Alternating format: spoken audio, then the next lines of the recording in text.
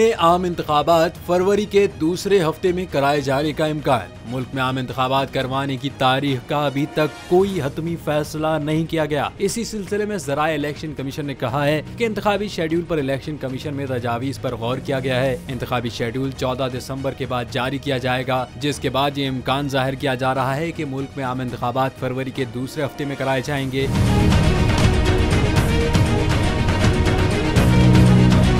ज़राए election commission के मुताबिक हल्का बंदियों के बाद 54 दिन में इंतखाबी शेड्यूल समेत दीगर का अमल मुकम्मल किया जाएगा। दूसरी जानिब मुस्लिम लीग नून के वफ्द ने इलेक्शन कमीशन को हल्का बंदियों का अमल जल्दी मुकम्मल करने की तजावीज़ देते हुए कहा है कि हल्का बंदियों का अमल 15 से 20 दिन कबल मुकम्मल हो सकता है। नई वोटर लिस्टों को साथ मुरतब कर सकते हैं। नून लीग का ये भी कहना है कि नवंबर तक हल्का बंदियां मुकम्मल करके इंतखाबी शेड्यूल जारी किया जा सकता है। इस अमल से जल्दी इंतखाबात मुमकिन हो सकेंगे।